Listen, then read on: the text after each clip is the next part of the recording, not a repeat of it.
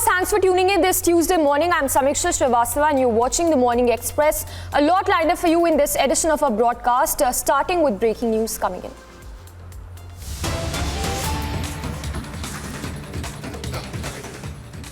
Now, the public has accessed the Washington Post map of where Al-Zawahiri was killed. Al-Zawahiri, remember, was taken out really close to the US embassy is what we understand at this point. So remember Al-Zawahiri, who was eliminated late last night in a US drone strike where Hellfire missiles were also used to carry out the precision strikes by the US there. Al-Zawahiri was head of Al-Qaeda terror outfit. He carried out several terror attacks as well. In fact, what we understand is that Zawahiri was eliminated in the heart of Kabul is what we are given to understand. The attack was carried out using precision strikes, precision airstrikes by Hellfire missiles by the US forces. He was killed in the heart of Kabul is what we are given to understand. He was killed late last night at around 9:30 p.m. ET is what estimated time is what we understand.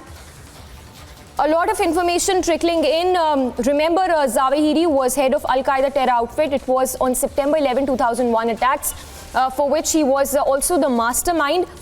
He was Osama bin Laden's successor as well. And on your screens right now is a map of where Zawahiri was killed. As you can see in that map clearly, he was killed in the heart of the Kabul city there. The attack happened using precision airstrikes by the US. And the attack was carried out using an air-to-surface missile, Hellfire, used for precision strikes. And we have a guest also joining in right now.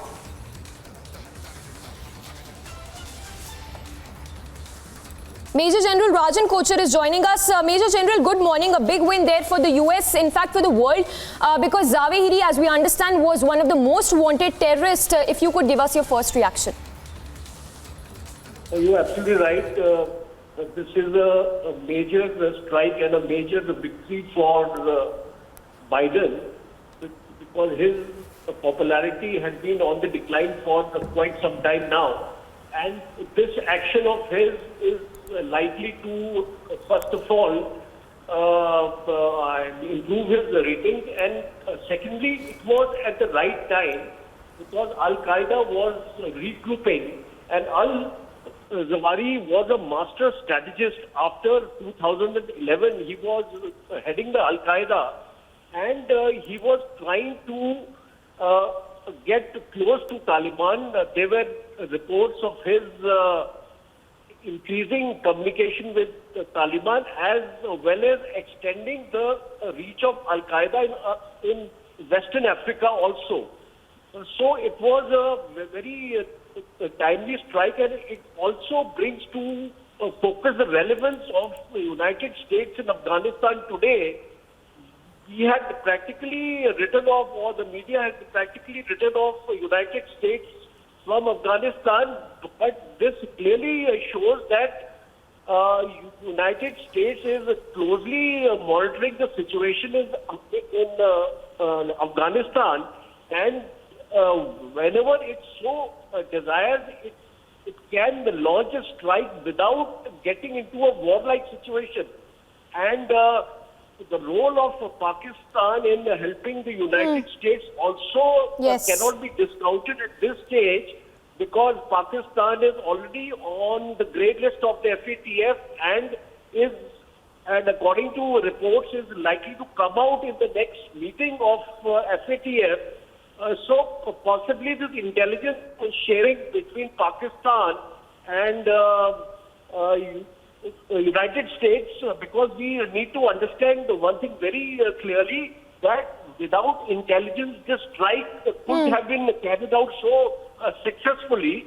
So the role of Pakistan will always be under a scanner in this, and I'm quite positive that the kind of cooperation Pakistan would have given the United States in carrying out the strike would be extremely relevant for the Indian subcontinent also. Yes, Major General Rajan Kochar, please stay with us. We also have Major General S.P. Sinha joining us. Sir, thanks for speaking to us. If I can get your response, a big win there for, in fact, the world. Zawahiri, as we all know, was one of the most wanted terrorists. If we can discuss more about the Hellfire missiles that were used to carry out these precision strikes to carry out this operation by the US. You see, first of all, this incident proves certain points. Firstly, America has not forgotten 9/11. America does not forgive any terrorist organization which created Twin Tower attack, and so many Americans were killed.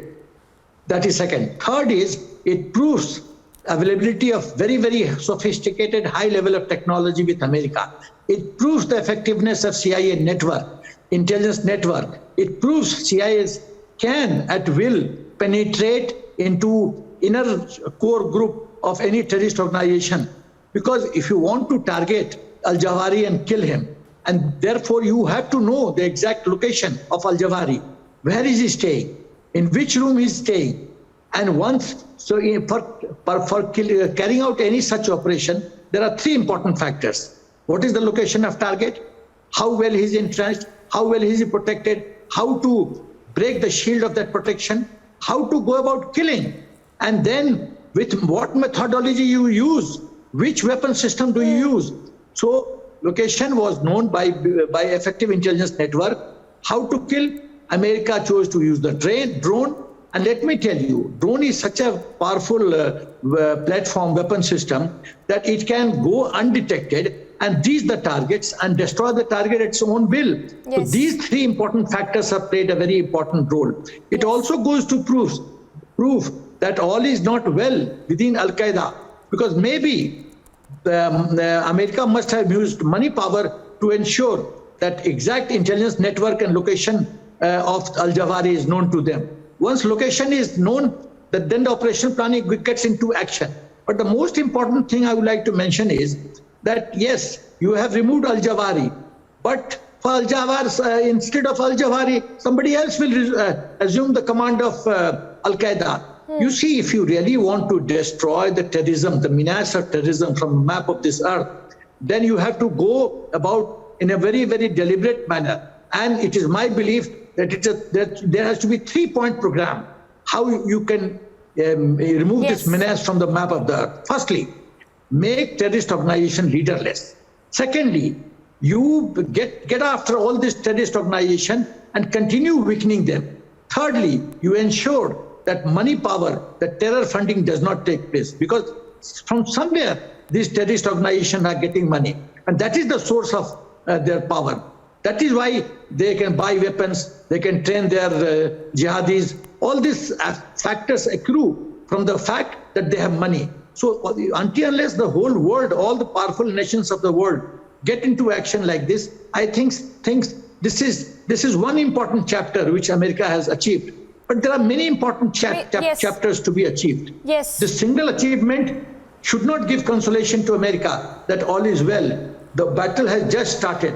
It's a big battle, long battle, and then America has to prove its worth, because this terrorism which arises out of the very strange concept of Islam, this has to be neutralized. Until unless that is done, that's right, Major General. And also the fact the Taliban condemning the attack that has been carried out by the US, does it only point out to the fact that Taliban, along with the Pakistan, of course, could be shielding Zawahiri when this attack was carried out, and given the fact that the attack happened in the heart of Kabul city?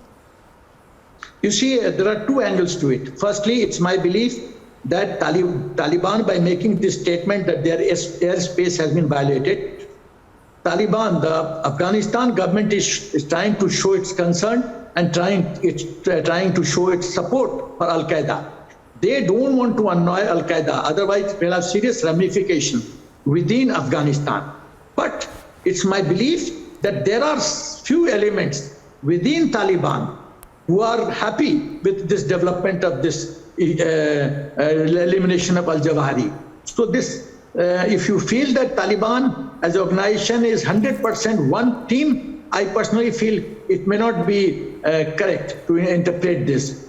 And let me tell you one thing, that until unless all world superpowers combined, things are not going to improve.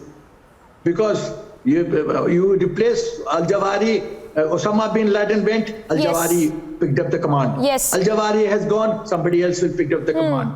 So this baton, power of baton will keep shifting. You have to kill the snake.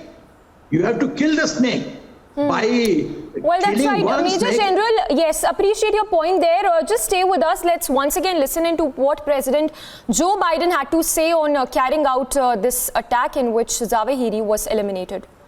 And before, in fact, we play out that soundbite of President Joe Biden, remember the US used Hellfire missile to carry out this particular strike in which Zawahiri was eliminated. We have our senior executive editor Abhishek also joining us. Abhishek, if you could talk to us more about the Hellfire missiles that were used by the US to carry out this attack in the heart of Kabul city. Samiksha, it's Hellfire R9x missiles, also very major bomb, and we hear that this is a missile which is specifically tailored for human targets in a manner that it sort of reduces collateral damage. It is essentially a variant with kinetic warhead and blinks and moves with a remote. It can be taken on a remote, and it is an explosive, so just hit the target and kill the target on the spot. Why this is important is that, as reports suggest, Ayman al-Zawahiri was in the balcony of the house where he was hit, and that the family was there in the same compound, but they were not harmed.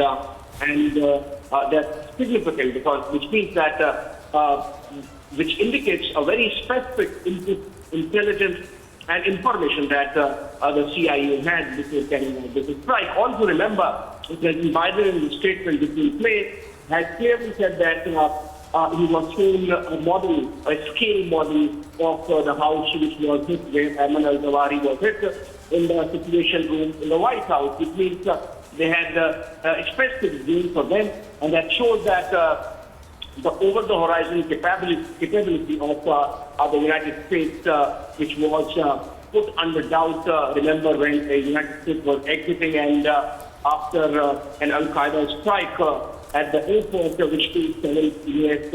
Army personnel, a strike had gone haywire and some civilians were hit and killed.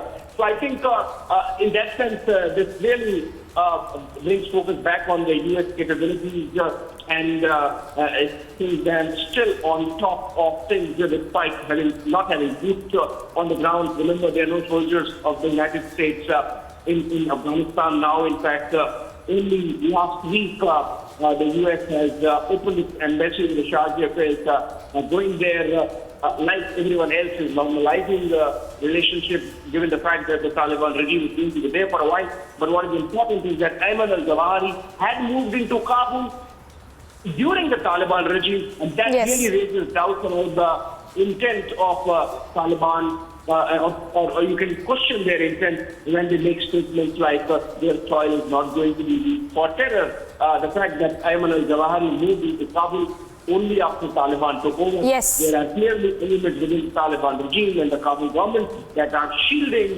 terror and facilitated Ayman al-Zawahiri's very protected stay in Kabul till the U.S. Hellfire missile. All right.